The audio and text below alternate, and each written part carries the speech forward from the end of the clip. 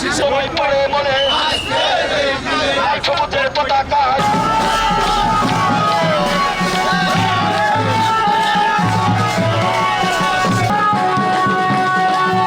আজকে আমরা বাংলাদেশ জাতীয়তাবাদী দল কুমারখালী উপজেলা পৌর শাখা এবং সকল অঙ্গ সংগঠনের উদ্যোগে আমরা ব্যাপক কর্মসূচি হাতে নিয়েছি। সেই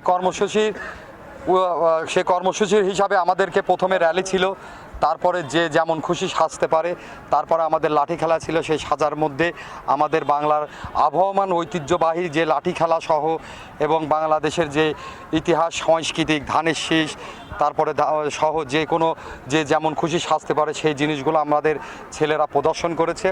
এই 17 বছর পতিত সরকারের জন্য বাংলাদেশের যে বাংলাদেশি সংস্কৃতি সেটা প্রায় বিলুপ্ত হয়ে গেছিল। ভারতীয় আগ্রাসনের সংস্কৃতি বাংলাদেশের সয়লাভ হয়ে গেছিল।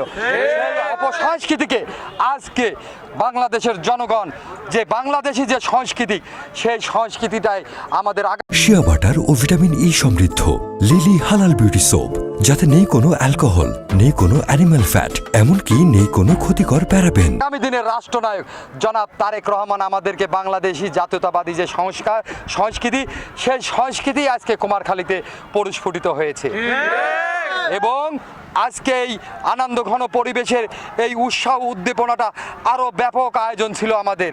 আমরা দীর্ঘ 15-20 দিন যাবতে এই আয়োজনটা কমিটি আয়োজন করেছে, কিন্তু আপনারা ইতিমধ্যে জেনেছেন পৃথিবীতে একটি যুদ্ধ বিরাজ করছে।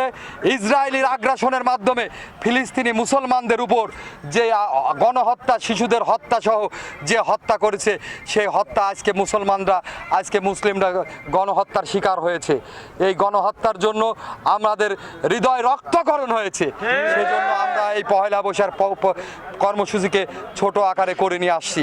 এই গণহত্যার বন্ধের জাতিসংঘের কাছে তীব্রভাবে অনুরোধ করছি, বাংলাদেশ সহ পৃথিবীর সকল যে কোনো প্রান্তে মুসলমানদের উপর গণহত্যা যাতে বন্ধ হয় সে আশা রেখে আজকে পহেলা বৈশাখের বাংলাদেশ জাতীয়তাবাদী দলের পক্ষ থেকে কুমারখালী উপজেলা পৌর যুব দলের পক্ষ থেকে আলহাজ নুরুল ইসলাম আনসার পরিমাণিকের পক্ষ থেকে সবাইকে আবার নববর্ষের শুভেচ্ছা জানাই। শুভ নববর্ষ 1432। আজকের এই দিনটা বাঙালির জন্য ঐতিহ্যবাহী দিন। এই দিনটাকে পালন করতে যে অনেক সময় দেখা যায় যে আমরা কিছুটা আমার ধর্ম থেকে বিচ্যুত হয়ে যাই।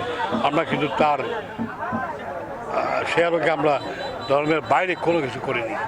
হয়তো অনেকে পরবর্তী রূপ দেবেন যেটা হিন্দুদের বহু কাল থেকে প্রথা, না, এটা বাঙালিদের প্রথা।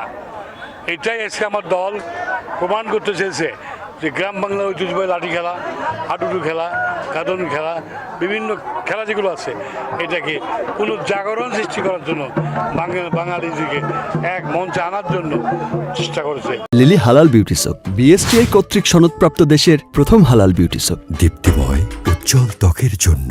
এই 17 বছর পরের যে অনুভূতি যে আমাদের দল আজকে কুষ্টিয়া জেলা সাংস্কৃতিক রাজধানী কিন্তু কুমারখালীর জন্য, এই কুমারখালীর যে সাংস্কৃতিক আমরা যে 17 বছর ধরে পরে স্বাধীনভাবে এই ফ্যাসিস্ট সরকারের পতনের পরে আমরা যে প্রাণ খুলে আমাদের দলীয় নির্দেশনা অনুযায়ী প্রোগ্রাম অনুযায়ী সুচারুভাবে আমরা করতে পারছি। আমাদের কুমারখালী থানা বিএনপির আহ্বায়ক জনাব নুরুল ইসলাম আনসার পরামানিকের নেতৃত্বে এটা আমাদের জন্য, আমাদের বাংলাদেশিদের জন্য এই ঐতিহ্যকে আমরা ফিরিয়ে আনার জন্য আমাদের দল যে নির্দেশনা দিয়েছে আমরা সেইটা অক্ষরে অক্ষরে পালন করব।